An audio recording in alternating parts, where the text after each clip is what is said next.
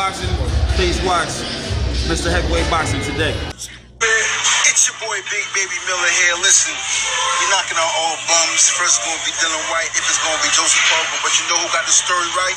Mr. Boxing Today. You check him out. He got all the latest news on the heavyweight division. And if you don't know me, you soon will. Because I'm taking everybody.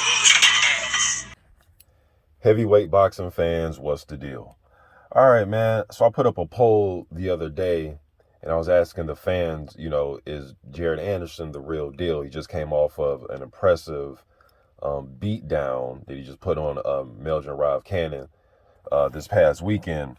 And look, I'm a part of that 46%. I'm just not sure. Now, obviously, when you watch Jared Anderson, the talent is there, right? It hits you right in the face. So I know that he's a very talented fighter. I can see that. But I'm just not sure what I'm watching. I'm not sure if I'm watching the next Tyrell Biggs. And no disrespect to Tyrell Biggs, former Olympian gold medalist. But as far as, how far he went in the pros, I'm not sure if I'm watching a young upstart Tyrell Biggs or Pink Line Thomas, or if I'm watching the next Riddick Bowe. I'm not sure what I'm watching. And mainly because, and I heard ESPN bring up Riddick Bowe. I don't think he even fights like Riddick Bowe, man. But that's just my opinion. But I do see what they're trying to say with the skill set on the inside, because Jared Anderson does rip some good inside body work, man, and some good mid-range combinations. And we know Bowe's one of the best big man inside fighters.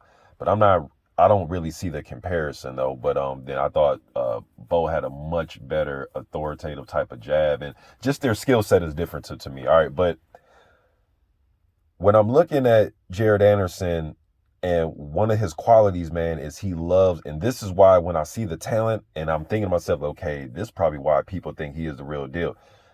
I'm telling you, man, with this era, with these super extremely tall heavyweights, where guys are 6'7", 6'8", there's a lot more of them, right? That's at the, that's competing at a higher level. Not to say that there wasn't big men around in the 90s, 80s. There's always been 6'5", 6'6", but now there's just more of abundance of them now, in my opinion. But one thing I noticed, and this would, again, I brought this up in another video. This is why I think Tyson Fury has a big advantage, not just because of his chin and his heart and, his hand speed. It's mainly because he's comfortable with fighting on the inside as a big man. Usually when we think of big man, besides like guys like Riddick Bowe, especially this era, guys like Klitschko, what did he want to do? He didn't want nothing to do with an inside fight. He would put you in the headlock, put his weight on you, grab you, what you're supposed to do to a smaller man, weaken his knees, and beat the fight out of him, right? Fury can mix some of that in with the leaning and grabbing, and he can just slug and fight with you on the inside. He's comfortable. He's not uncomfortable on the inside. A lot of these big guys are super uncomfortable on the inside. That's why when I was making videos and I was going back and forth with fans, we were always, all going back and forth about this, about how the quote, small heavyweight is over with. And I'm like, nah, man, like, you still got to be able to fight on the inside. People just automatically think because you're the taller guy that somebody won't be able to slip your jab and get past it. Usyk, Ruiz Jr., they're all showing that, you don't have to be 6'8" to get big wins and dominate in this era.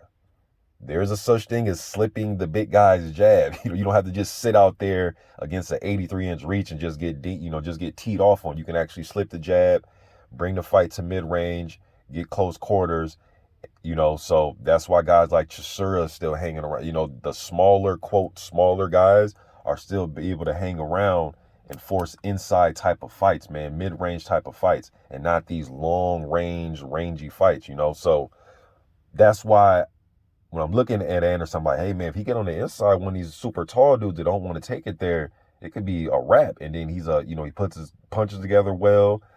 He likes to put the high guard up. He can bend, and, he's a flashy type of guy, his fighting style. All right.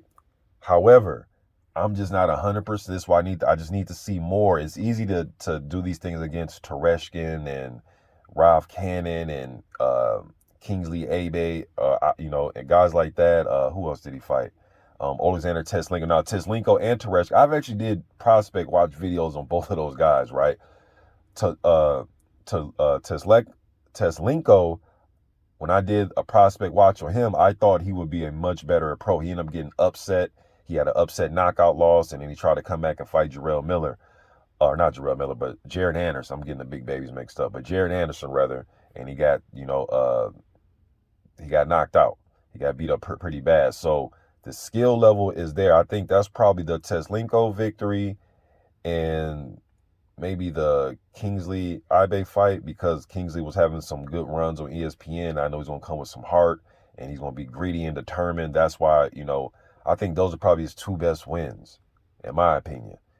I need to see more than that, man. You know what I'm saying? So to make the proper assessment of what it is I'm really looking at. And I know we're saying guys trying to compare him to a young Riddick Bowe or just to Riddick Bowe. And it's like, well, shit, man, I at least got to see him in there against some Bruce Seldon type of opposition, some Burt Cooper, let alone an Evander Holyfield, but a Larry Donald, a Tony Tubbs, TNT Tubbs type of opposition to, I know Carlos Takam is fighting Arslanbek Makhmudov, but maybe, if I could see a Carlos Takam type of opponent, something like that, man. I know he's going to get Christian Hammer, and Christian Hammer I know that fight fell through because Anderson had the hand injury, but to me, Hammer would have been a lot tougher than Tereshkin. All right, I just know he's a greedy, determined old veteran. I would thought Anderson would beat him still, at least by points, but just want to see him against some tougher opposition. And I'm not 100% sure, man, that he beats Frank Sanchez and Otto Wallen and Dubois, Michael Hunter and Joseph Parker. And I think he would be the underdog betting-wise going into all those fights if those fights were to take place next Saturday. You know what I'm saying? So just because you're the betting underdog don't mean you're going to lose, but I just have to see more. So let's get a victory over or shit, man, even how about fight some of these there's still some other American heavyweight prospects that are still around that are undefeated. There's like 6 of them, you know what I'm saying? Stephen Shaw, Jermaine Franklin, Mike Balogun, George Arias, some other fights out there, man. So I just want to see him fight more, and then let's get him in there with the Jagbas and the Charles Martins and the Oscar Rivas and Ajay Caballos. Then I get better assessment. Then there's guys like Arslanbek Makhmudov and Ivan Daichko, Olympians, Jolalov, Bakadir Jolalov. There's a lot of guys, man. So let's get them in these fights. Let's get these fights over it. Then let's come back.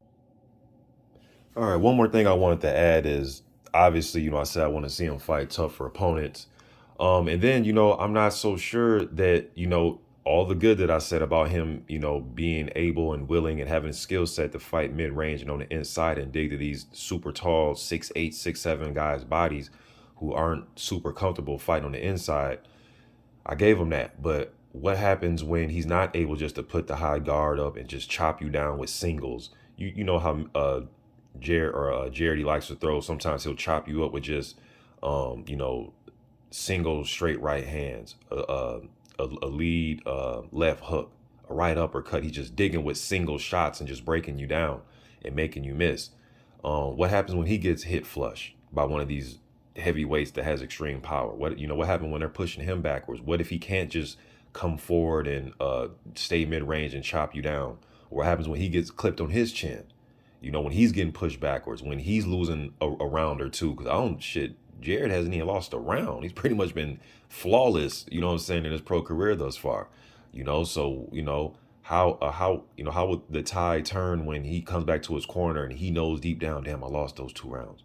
You know what I'm saying? Not to say that he didn't have these type of situations come up as an amateur where he went back to his corner thinking, like, damn, I probably lost that round. But I'm talking about just mainly as a pro fighter, so. And we know the heavyweight division, all it takes is one punch to turn a whole fight around, So will he just be comfortable coming down, stalking and walking down to Joe Joyce and hitting him with single shots when Joe Joyce is going to put on a ton of pressure? And I know he can make a guy like Joyce miss. And I know Joyce has a fight coming up with Parker. I know he can make a guy like Joyce miss, right? But I'm just saying, man, like once the temperature starts to rise and you're not able just to sit in the pocket and pick people off, and there's a lot of pressure coming, and you might be against the ropes, right? Different fighter, different type of situation. But I'm just thinking of a guy like James Toney. I think of James Toney who fought Sam Peter back in the day. That was one of my favorite James Toney fights when he was at heavyweight. But the fight with Sam Peter. Going into that fight, a lot of people, I remember it was on Showtime, a lot of people saying that, hey man, I know JT got a tough chin and he was good at, he was good coming up back in the day in the early 90s, but this Sam Peter dude was a killer, man. Who next? Who next? Like, I don't think James can just sit in the pocket against this big beast. And James was able to fight that dude everywhere that he wanted to in the ring, against the ropes, middle of the ring. I thought James Toney should have won that fight, that first fight against Sam Peter, man. But hey, that's a different story, different type of video. But I'm just saying, does he have some James Toney type of qualities about himself? Okay, I'm in here with a heavier puncher. Now watch how I deal with him. Make a miss, go against the ropes. I can, fight out of a shell. I can put the high guard, counter quick, rip uppercuts him. I don't know if he has that, but I know he has it when he's coming forward and there's no resistance coming back against Tereshkin and Teslenko and guys like that. Okay. But hey, man, we might be seeing one of the next great heavyweights. I don't know, but I definitely know that there's some talent there. And I definitely know that he is going to be an upcoming contender that's going to need his shot. First, though, let's get some title eliminator type fights going with other hungry up-and-coming guys that's being looked at in the same light. Then we come to a better assessment. Top Rank, they have Arsenal. I know I keep bringing this up because I think Top Rank could possibly want to make this fight. They have a lot of heavyweights, right? They got some up-and-coming guys like Torres and Jeremiah Milton and Sonny Kanto, Antonio Morales. But then you also have guys like Arslan Black Makhmudov, who's getting ready to fight Takam. If he can blow through Takam impressively, I would love to see him and Jared Anderson, because that's that pressure that's going to be coming. And you can probably argue that Makhmudov is probably the harder puncher than Anderson. I know they share the same KO percentage, but just looking at Makhmudov's knockouts, though, man, just like he's just punch for punch. From the eye test, look like he may be the harder puncher, but Anderson looks like the more technically skilled guy with more talent. And seemed like he has a higher ceiling, all right? But an extreme power puncher, at least at the level guys that he's been fighting, Makhmudov. But if he can blow through Takam and then him and Anderson can fight, to me, that's a good test. Both guys be undefeated and hungry. And I don't want to hear about, oh, no, they wouldn't want to do that. They wanted, nah, man, the hell with that. If Daniel Dubois and Joe Joyce fought early, why can't they? If Dillian White and Anthony Joshua fought early in their career, why can't they? If Dubois, when he fought Nate Gorman, if they fought early in their careers, up and coming guys, why can't they? All right, we got to stop protecting these olds, man. I'm getting sick and tired of looking at division rankings and we got fucking 8 or 9 fighters undefeated in one sanctioning body. It just looks stupid. Have these guys fight each other. Let's stop protecting these olds. All right, now this is me going on a tangent, just my, things that irritate me about boxing. All right, but yeah, Jared Anderson, I definitely see the talent. I just need to see a little bit more against higher level opposition. Herkovic, Zhang, anybody. We can say her name 40 heavyweights. You guys know the guys that I'm talking about, all right? But let me know what you think in the comment section. Hey, Mr. Boxing, man, I think you're wrong, bro. I don't need to see him fight those guys. I can tell already. Some of you guys may come to this video and say, hey, Mr. Boxing, the first day I saw this guy as an amateur, I knew he'll be a world champion. And I know we have those types of things, all right? But just looking at it, I just want to see more, then I give a better assessment, all right? But you guys let me know what you think in the comment section, man. I'm gone.